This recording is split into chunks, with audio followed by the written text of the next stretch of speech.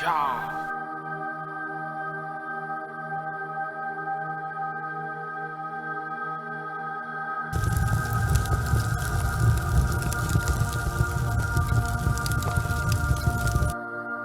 It was made by an old man, clothed in a robe of light, blowing in a wind that could not be felt, heard, or seen. It was impossible to focus your eyes on him fully, because he was constantly phasing in and out in a distortion of light and shadow. It was like there were half a dozen copies of him, all occupying the same space, each moving in a slightly different way, phasing in and out at random as each copy took dominance over another. If you stared for long enough, one of his forms would eventually stay for just long enough to focus your eyes and get a clearer image for a brief moment. He was a caring, gentle man, at least at first. He made the garden for the children he made. My first memory was of waking up from an egg in the garden, of the old man coaxing me into waking up. I was one of the last to be born. Not all of the children made it, and some of the eggs never hatched. We had to choose life of our own will. I almost didn't. He had to take my egg aside to help me come to life. Having nothing to compare to, I was neutral to it all and needed something to justify existing. The kindness of his first contact gave me a reason to take the first step. We didn't come to life as a blank slate. We already knew enough of the basics to communicate, and we each had a predefined disposition that revealed itself over time. But outside of that, we had free will to choose what to do with what we were given.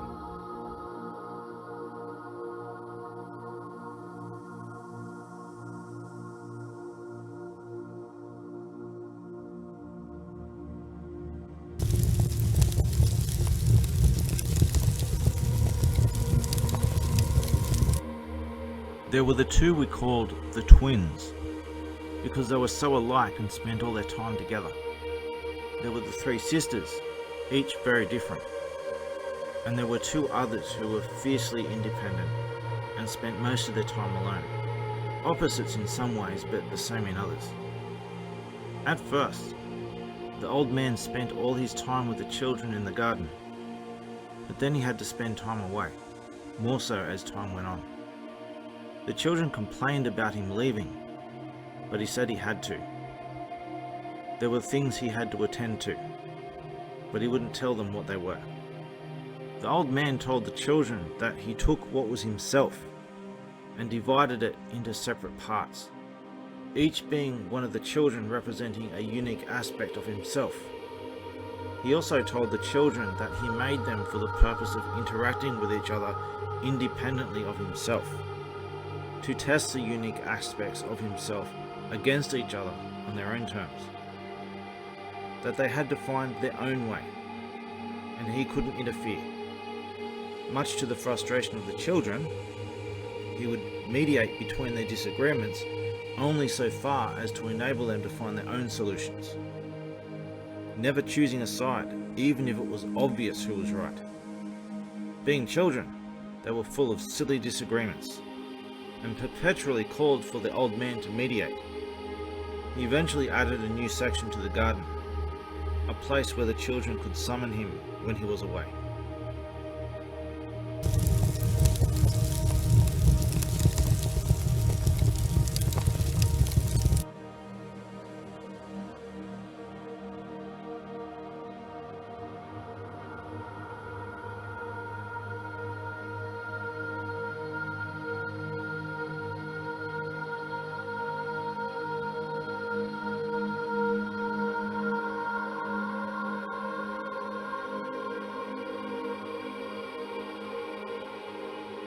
He promised to drop everything and answer whenever he was called. but also warned the children not to call him and stop his important work unless there was a very good reason. Aside from that, he tasked them with learning how to be independent and look after themselves. Of course, the children repeatedly abused the summoning platform and repeatedly called on him for no good reason. And he became frustrated. One could always tell when he was upset, because the wind that moved his robe would get turbulent, like a storm that could not be felt, heard, or seen. It was as though he wasn't really there, like a holographic projection. The children were always curious and sometimes tried to ask, but he would never tell them any details. When the children made him happy, his rapid phasing would slow down long enough to sometimes get a clearer picture of his alternating form. The children would talk about what they saw in those brief moments. The children concluded that each of his forms was a little different, but they could never agree on exactly how many there were. What made him happy was when the children told him the lessons and moral values they learned all on their own.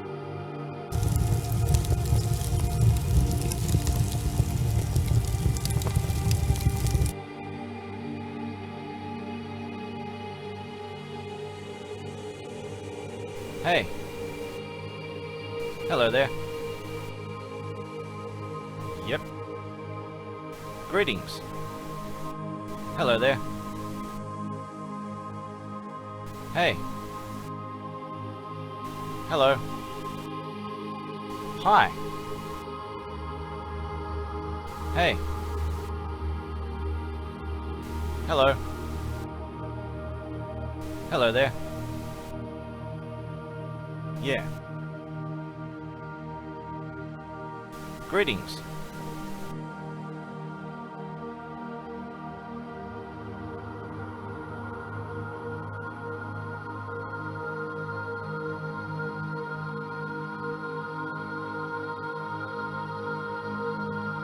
The garden changed over time. The old man made a secondary room and a path so we could walk with him. He also gave us gifts to play with, sometimes. But we were still mostly deprived of things to do by his own design. He didn't create us to go our own path, but to set our differences against each other. To interact independently without interference, and come to our own conclusions as we grew to maturity. The garden was a nursery for what we were to later become.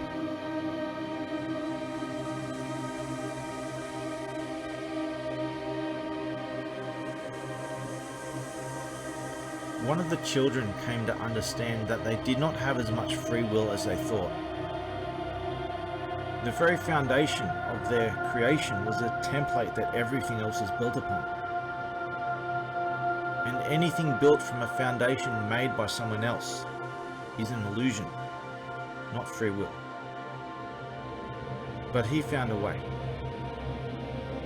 Instead of following the disposition he was given, he put it all aside and studied himself and the tools he was given.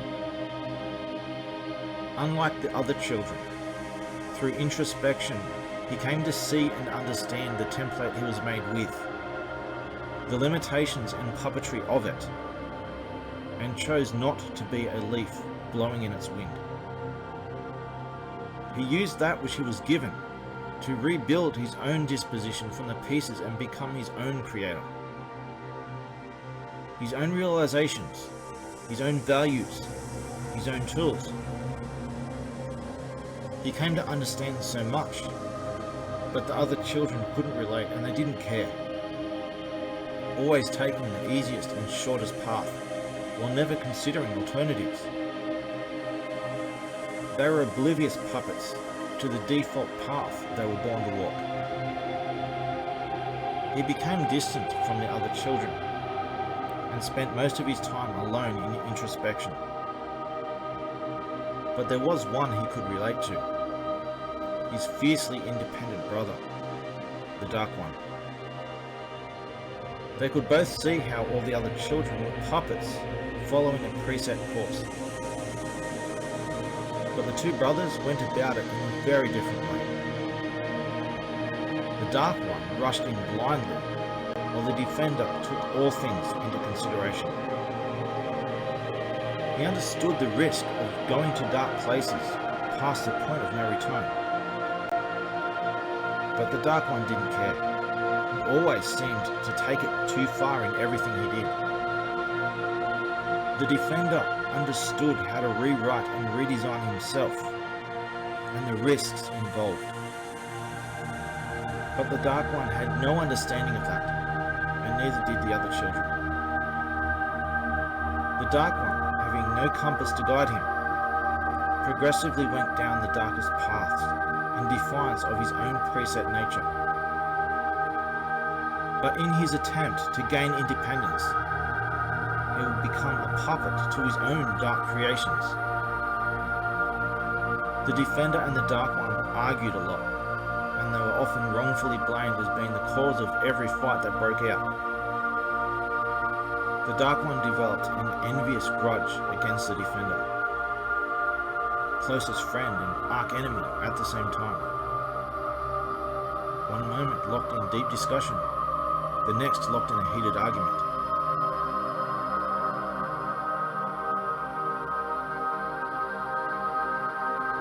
Hey. Hello there.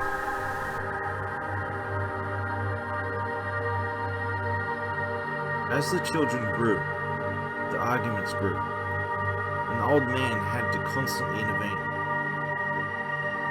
They also argued with the old man himself and questioned his own judgments. The only thing the children could agree on was that the old man was being unfair. The old man couldn't be there to mediate as much as he needed to be, and the children kept disrupting his work by calling him over and over. The old man's kindness grew into anger and frustration. He eventually banned them from the summoning platform, and after previously getting angry at the Defender, he designated him as the only one who could summon him. The other children didn't like that, and became even more distant and bitter. The Dark One was the most bitter of all, yet he was the only one who would talk to the Defender anymore. The Defender tried to summon the old man as necessary, but the old man would become progressively frustrated for being disturbed.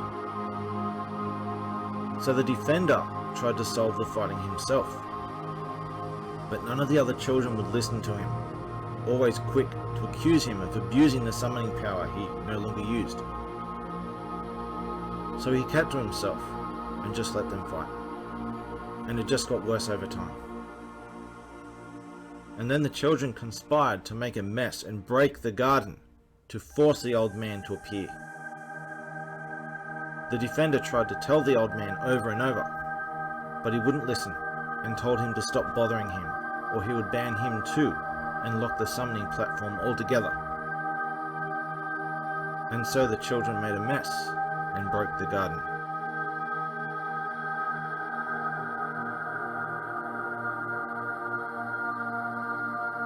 When the old man returned, he was furious and rushed to fix the garden the best he could. But there was only so much he could fix. He told the children that the pillars generated, repaired, and held the garden together, and the damage the children did to them was permanent. He couldn't fix the pillars in the back room, and the whole section was gone forever. He said that they severely damaged one of the pillars in the main area, and the whole garden was almost destroyed as a result. There was only so much damage he could fix, and the garden would never work as it once did. It seems that there were limits to what the old man could do. He told us that if the garden is destroyed, we would die without it. After that, the children came to understand the seriousness of the situation and the consequences of their actions. They came to understand that the only real reason why they fought each other and damaged the garden was because they had nothing else to do, and the only entertainment they had was when the old man came. And he barely ever came anymore. They finally stopped fighting. Time went by, as they sat there with nothing to do.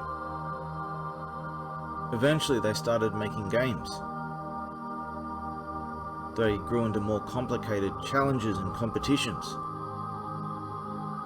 And then it turned into direct physical battles, one against one. They used drawing tools the old man gave them to draw an arena, and spent all their time learning how to fight each other. The defender watched them the whole time, keeping to himself. He never took part in the games, but wanted to. He was very worried that it would turn into fighting again, but it never did. They were having fun and learning at the same time. Eventually they convinced the defender to come join them.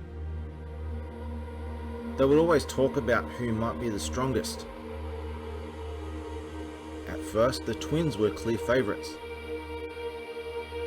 But the tide of victories would change as new ways of winning were found. But how can you win in a battle between immortal creatures who can't be harmed? Many rules were invented, but the one that stuck was to pin the other side in a move they could never escape from. A new favourite appeared in their quest to find out who was the strongest. The Dark One, being less built for battle, was more driven than the rest. And since he went to dark places, he would do what none of the others would think of, such as cheating. He wouldn't give up, even when pinned. The other children thought it over and decided that the strength of his will and his ability to think outside the rules made him stronger than everyone. But there was still one who was untested, the one who never had a single battle. Could he beat the Dark One? When they convinced the defender to join them, they did a series of battles with the other children before putting him against the Dark One. The defender wouldn't cheat like the Dark One, but he had an unyielding will to match. It was quickly decided that both the defender and the Dark One were stronger than all the others, and all that was left was to decide which one of the two was stronger.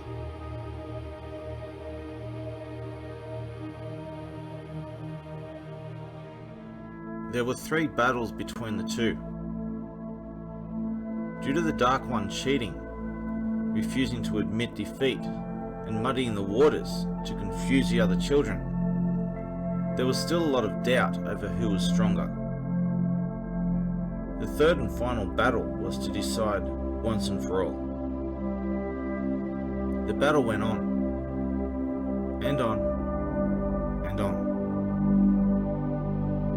The other children would come and go, with the Dark One refusing to yield. There was no way the defender could win, and no way the Dark One could lose. The Dark One taunted the defender to just give up and admit defeat. Having no interest in proving himself to the other children, it would have been so easy to give up, but he didn't. He saw this as an opportunity to show all the children, especially the Dark One, what he had learned and what made him strong. It had nothing to do with his physical strength or speed. It had little to do with his technique or even his battle experience.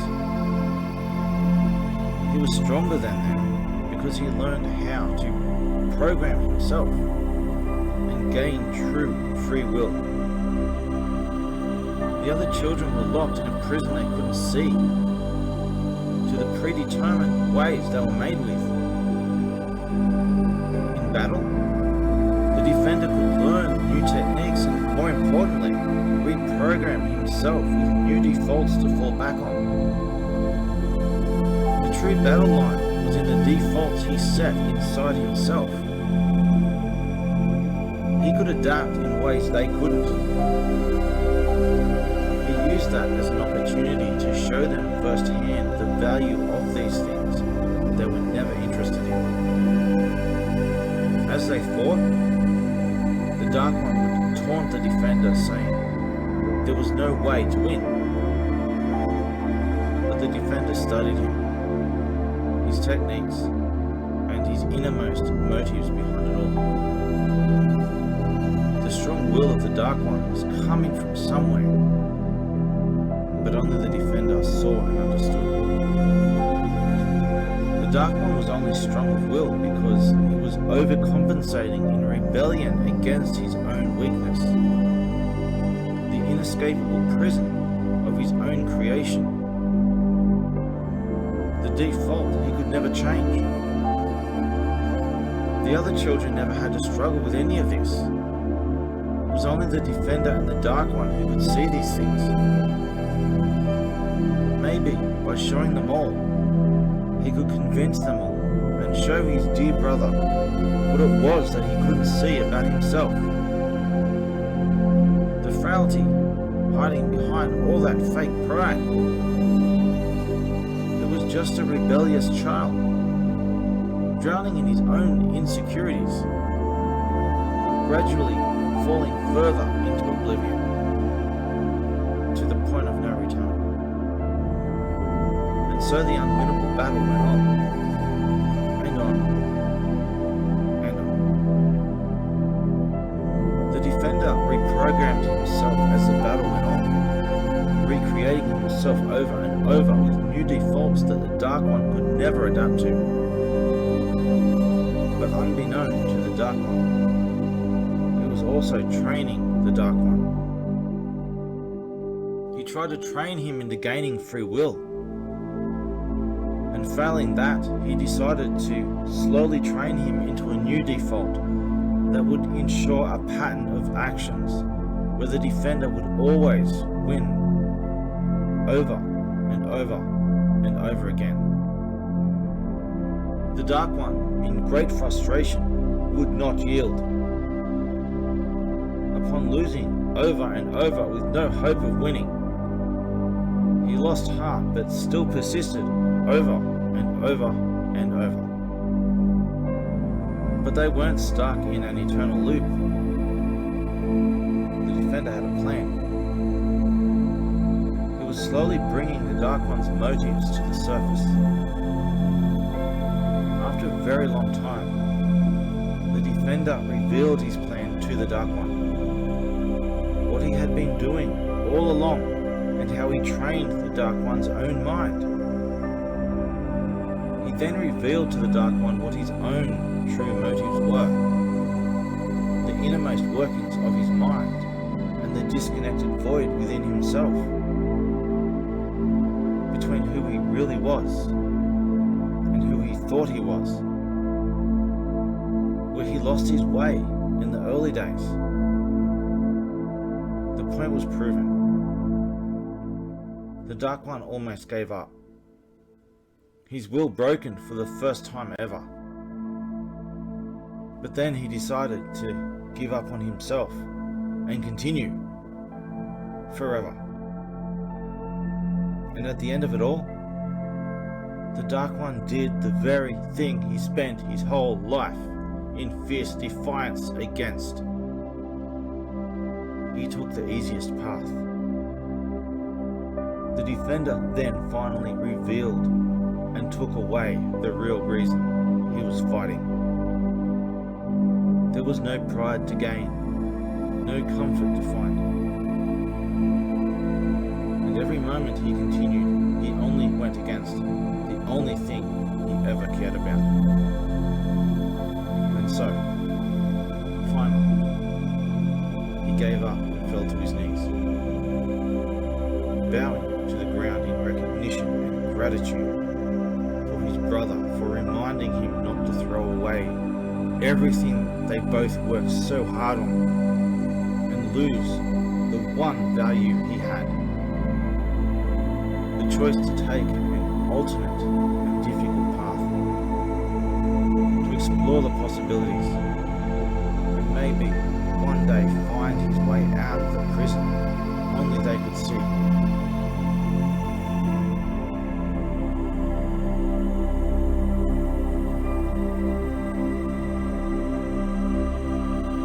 After that, the Dark One was completely different. He didn't want to fight and struggle anymore. He was happy, kind, playful, but still lost without a compass of his own to guide him. And over time, a secret grudge against the Defender grew inside him. A bitter jealousy of the free will that was forever just outside his reach. A burning fire that secretly consumed him over time. As the Defender watched helplessly. What a cruel thing. To go so far. To suffer so much. To work so hard. Only to find that it was all in vain, and you're nothing but a puppet in a prison you would never escape from. Would it have been better for him to have never known, like the other children?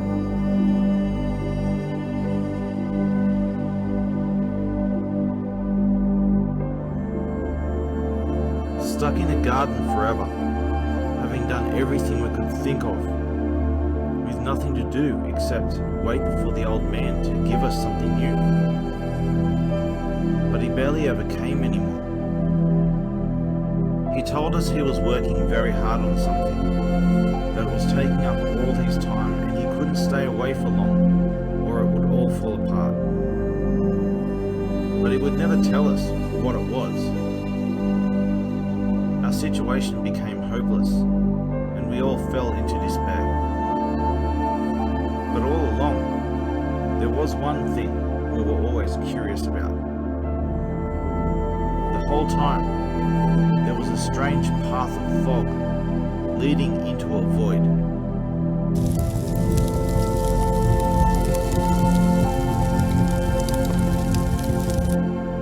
They kept going back in to see if anything was there and what they could do, as we all waited impatiently to hear the story.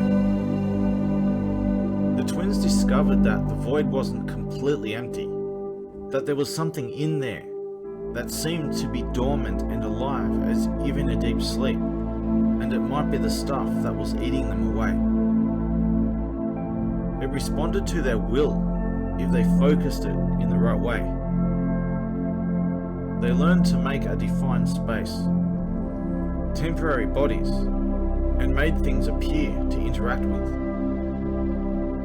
Eventually, the others started going in too. But I, the Defender, chose not to. The old man told us not to go there.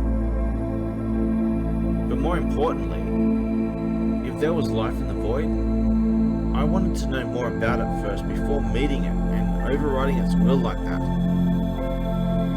That was something the other children never properly understood or cared about. But I was still always excited to hear what news they would bring. In time, the others would spend almost all their time in the void. And I was left in the garden, all alone. I became concerned about what they were doing in the void. Being able to conjure up anything they can imagine, they needed a compass to guide them so that they didn't go too far, like the Dark One always did. They were having too much fun to be concerned about there being a point of no return in the exploration of the possibilities. Most of all, I was concerned about the Dark One. The others mocked me over it, convinced that no real harm could be done. But over time, the Dark One came with deeply worrying stories of horrors he did in the void. He spent his time seeing how far he could push the boundaries with his imagination. He changed over time and became corrupted, just as I warned.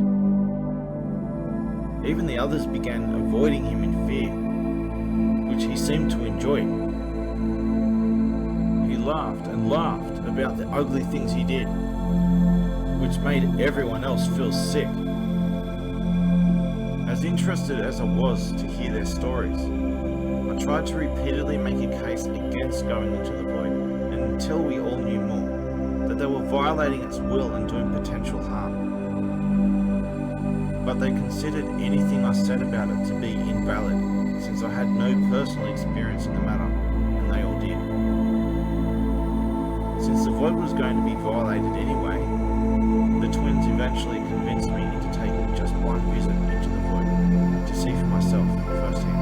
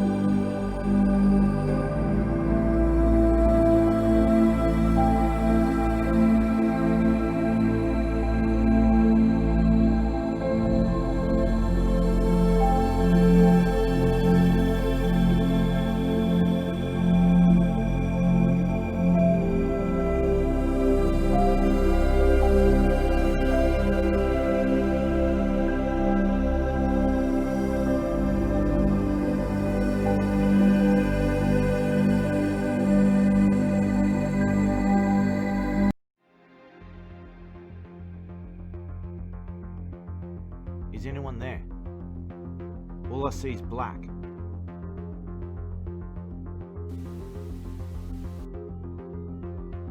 Where are you? I can't see anything.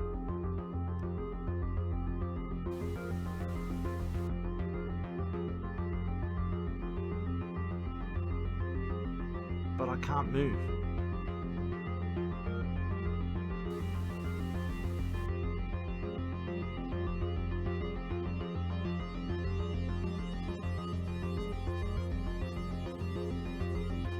I think it's working. But how? It doesn't make sense.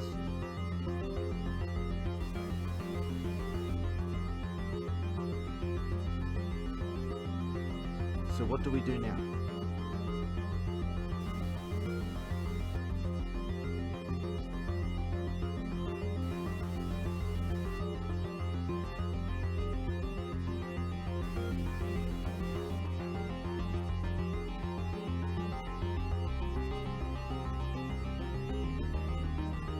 I think it's working.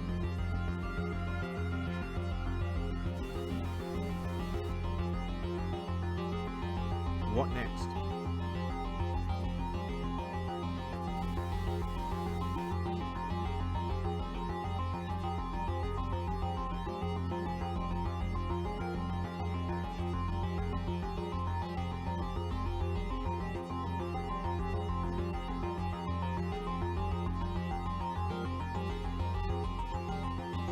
It worked. I can see you now. Can you see me?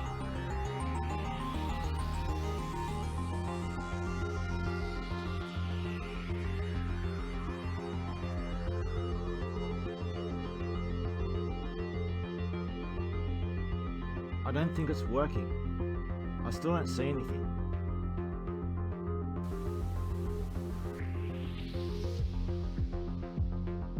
I have my body back? But is this really my body? Something isn't right.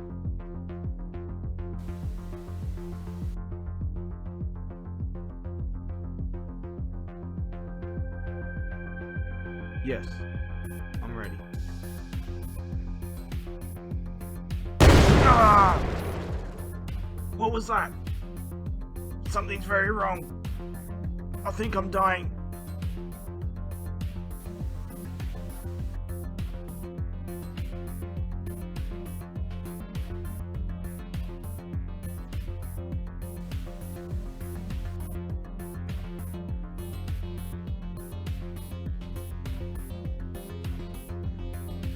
I'm okay again. That was horrible. What was that I felt?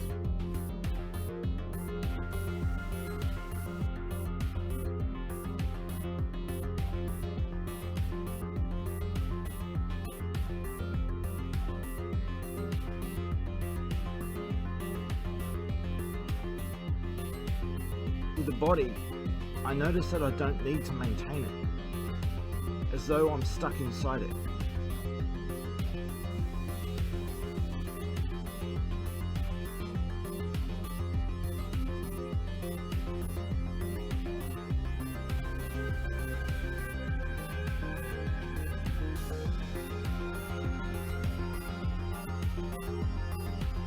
So this is where you do the battles now?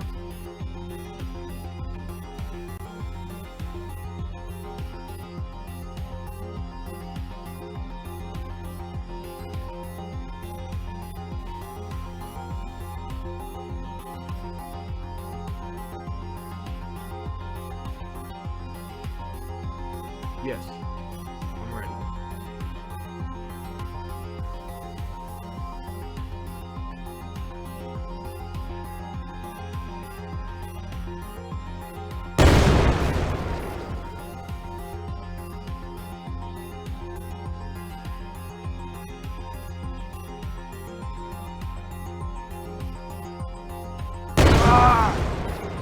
That really hurt. So you come out here and throw energy balls at each other.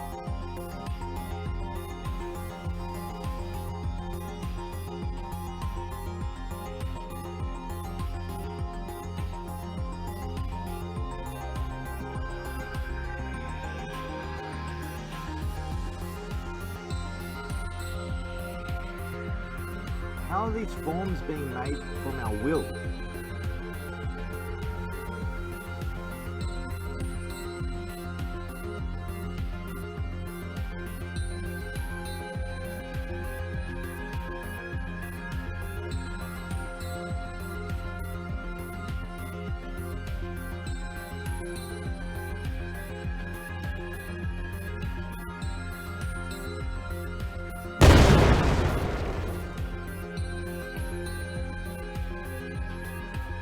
Fighting is one thing, but what is the point of hurting each other like this?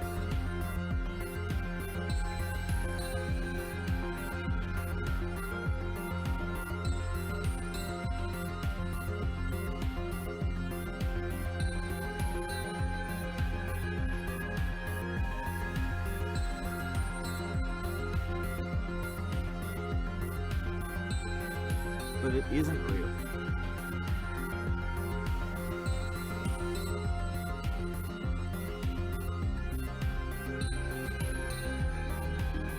Until you leave, and then it goes back into nothing, right?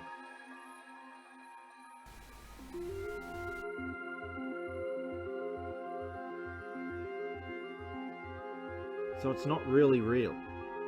It's just a puppet made out of stuff we can't see. No one knows what that unseen stuff in the dark is, and I don't think anyone should be interfering with it until more is understood. It seems to be alive, but dormant. I don't want to override its will. If it chooses to sleep, let it sleep. We shouldn't be waking it up and forcing it to be something it isn't.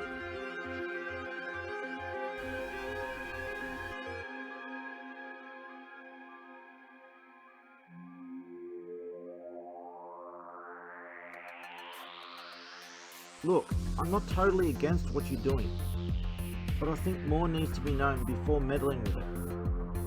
We could be doing harm to it, and if it chooses to sleep, we should just let it sleep. I think it's wrong to force our will on it like this.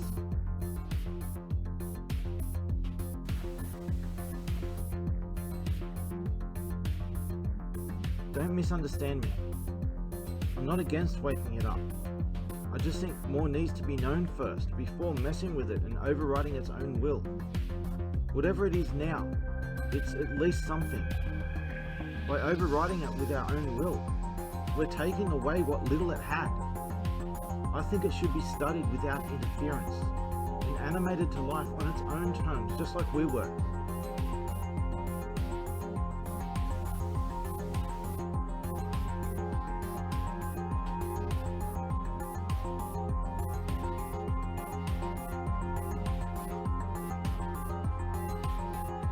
I still think what you're doing is wrong.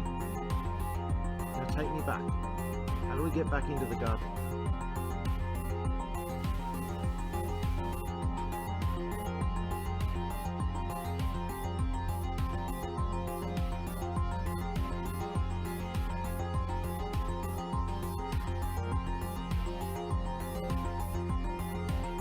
I can see it.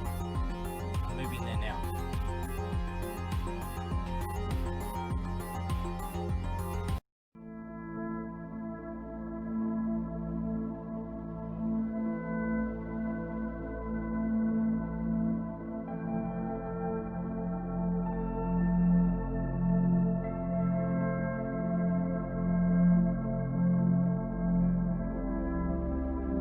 And then one time, the old man was very excited.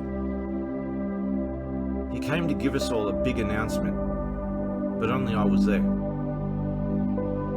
He said he would return and asked me to get the others to wait in the garden for his return. We were finally all together for the first time in so long.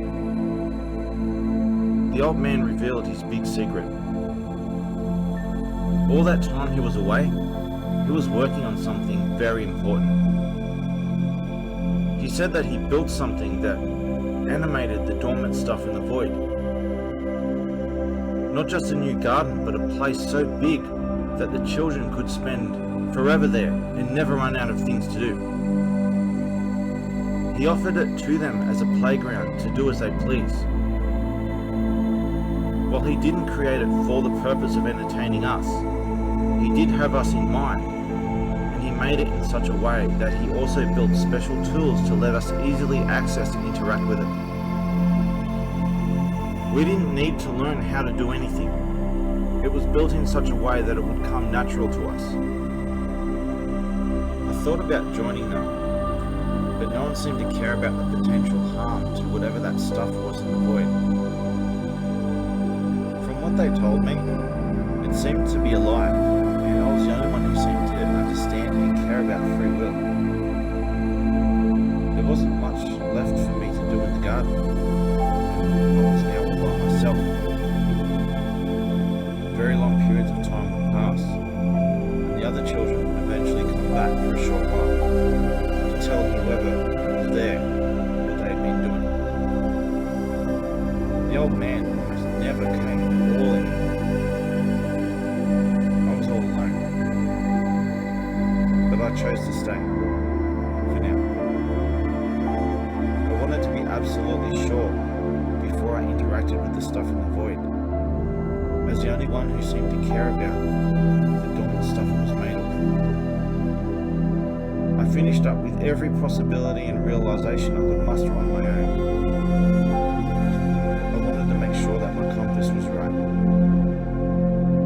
And all I had left was to wait in the garden and reflect on the input of the others. This is a list of compressed, rushed dialogues to the end of this episode. I have it better covered in the Before the Universe video. I'm just expanding on a few things here. So this is the rest of the dialogue, just rushed it, put to the end of the episode. I found a way to put myself into a cold, dark, eternal sleep, where I would only wake if someone came. The old man would always find the garden empty with only me sleeping. He gave up trying to visit us, told me that we didn't need him anymore, and that he would stop coming to the garden. He left the summoning platform for me to use if I needed to, but couldn't guarantee that he would hear me. He encouraged me to go play in the garden he made, and I never saw him again. I went back to sleep, woken up by the very rare occasion. A few times one of the others would wait with me to see how everyone else was doing when they returned. One time, two of the sisters were talking about their experiences. Like the others, they were all playing the role of a god with civilizations they found. They tried to help at times, but there was a complete lack of consequence, which led to them sometimes neglecting, vandalizing, or destroying them for entertainment when they got bored of them. They took credit for uplifting and holding them together, and they secretly steered their course. They usually never took form because it was hard to shed one, and the only sure way was to go back to the garden, which they did sometimes. And And when they took form, the civilizations they took care of usually attacked them or destroyed themselves. Things went wrong every time they did this, so they stopped doing it. The sisters were talking about their most recent experiences. One of them had been taking care of a civilization for a long time, and then went away for a while only to come back to find it destroyed itself without her guidance, just suddenly and unexpectedly while she was gone. There was no sign of any concern for the life that was lost. Then the other sister told about how she deliberately built up and sabotaged the civilization. They both thought it was funny. I became very upset and told them to stop. They still had some sense of responsibility, but when they broke that, there was nothing and no one to hold them to account.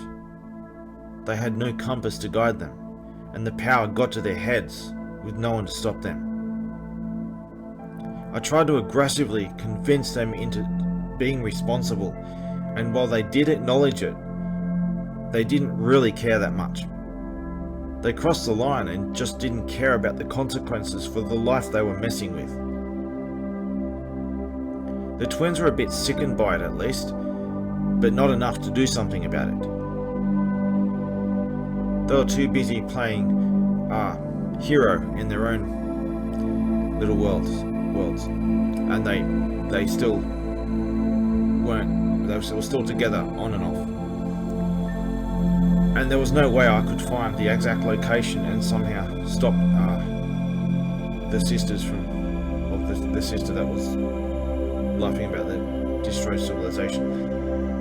I had no way of finding where they were doing this. They were obviously keeping the location of what they were doing this secret. It makes it a secret for me at least. They didn't want me interfering. From the garden, I took note of everything they were doing and the direction they were going. And then the Dark One told me of the horrors that he had been doing. A civilization he destroyed in his most creatively horrific way, and of his current and greatest of all plans that he had been working on for so long now. To cultivate life on a certain world with so much potential, and guide its growth himself for a very long time. He was setting them up to fall in his most horrific way yet. With the time bomb of his own corruption, he cultivated inside the most beautiful and innocent nature he had ever seen. It was basically his way of showing that his corrupt ways have no boundaries and are stronger. That they are the strongest force there is, stronger than the beauty. And obviously had it all backwards. It was broken, so he just had everything backwards, and he was just basically drowning in his own dark creations and completely oblivious. He's just stuck in a loop, a spiral. He would face and destroy them. He would deface and destroy them in his worst way yet, not just from the outside, from every angle he could achieve, but from within the very corruption he inserted into their very nature. He had been secretly feeding them poison throughout their evolutionary history that would all come to a head in his greatest plan. He could not control his laughter. He was completely broken, stuck in a spiraling prison of his own dark creations beyond the point of no return. It was too late to save him, and he laughed and laughed, saying over and over that no one can stop him. Not even the old man. He was completely broken, lost in his own thoughts, and not even interacting with me anymore. That's how far gone he was. He just gets stuck, not even interacting, stuck, lost in his thoughts and laughter. I went to the platform to desperately call the old man. I called and called, but he wouldn't answer. I went back to the Dark One. I tried to plead with him, but he only fed on the fact that no one could get in his way and no one would ever find the world he set up to fall. I tried the old man again. No answer. No time. I had to do something before the Dark One left. My dear brother, I am so sorry. I have to do this. I grabbed him by the neck and strangled him. He just laughed and said there was no way I could kill him, pin him or stop him. Any harm I did to him, the pillars would just undo it. I had to do something. I threw everything I had at him, every drop of my essence. A light full of electrical sparks appeared, summoned by my will as if it were in the void. Maybe it was the pillars reacting to my will. I don't know. But I could control it like a blade, and I inserted it through him. But the pillars would just keep repairing it over and over. At first, he panicked in pain, and then began laughing and taunting even more after realizing that the pillars were undoing it. But those pillars were damaged and not working at their peak. By observing their reaction, I could see exactly how the pillars were repairing him. We weren't immortal at all. It was the pillars that were constantly resetting us to a previous state when we drifted too far too fast. They were constantly taking snapshots at intervals, comparing the two, processing the difference and resetting anything to a previous state that drifted too far or too fast. There was clearly some kind of algorithm to it I didn't understand, but there was some set of rules to that deciding when to reset something and when not to. It was pulsing at intervals, and I noticed that there was a downtime to the sequence. Maybe because they were damaged, or maybe they were just made that way. I don't know. It gave me an opportunity, though, to focus damage on a certain area during the downtime, and the pillars were having trouble finding the previous state in time. I was making progress, but he realized, panicked, and tried to break free. I shifted the focus toward his own mind, and slowly cut all the cords that connected the different parts. I don't know how, but the light grew to encompass my whole body. I became formless, just like in the void. And I was able to go inside his own mind and take it apart from within. Just to add to this, thinking about this, it's possible that the very pillars seem to be generating our bodies, and not just the garden, but our very bodies. We seemed to be able to exist without our bodies, but in the void, there was no defined space. So when there's no defined space, you get eaten away slowly. If you create a defined space, just as we were able to create the void, you weren't being eaten away anymore, and the pillars seem to do the same kind of thing. They created the defined space of the garden, and outside that was a fog to the point where you'd enter the void and would just reach a barrier where there was no more stable space, and you go into the void through the fog. So the pillars seem to be actually making our bodies. They weren't really our bodies, but we were trapped in them somehow. And it's probably the case that there was some kind of interaction between me and the pillar with the force I was using. Either it overloaded the pillars, or the pillars manifested it in this way.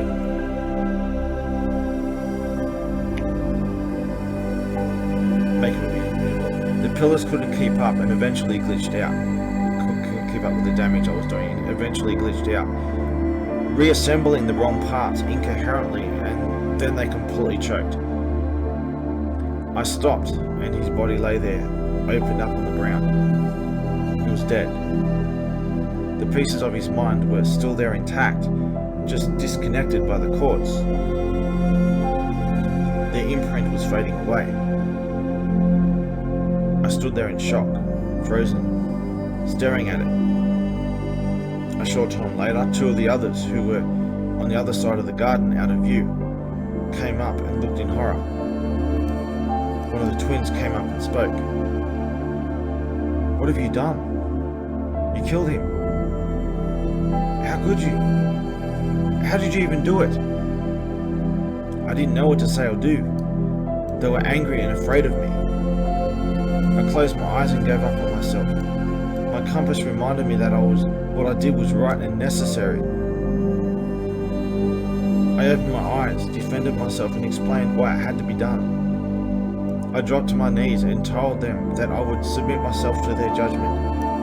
I asked them to end my life too if they thought it was right, but they refused to judge me. They knew I was right, but they were scared and confused, as I was. I snapped out of it and begged them to judge me, to go over the situation themselves and tell me if I did wrong, but they couldn't. They knew I was right. They knew what he had been doing, even if they didn't know his latest plan. They didn't know what to say, and they were impulsively afraid of me, even when they knew I was right. I was the ultimate peacemaker, and now I had done the ultimate violence. But what of the violence they did to the life in the void? Was that any less valuable to them?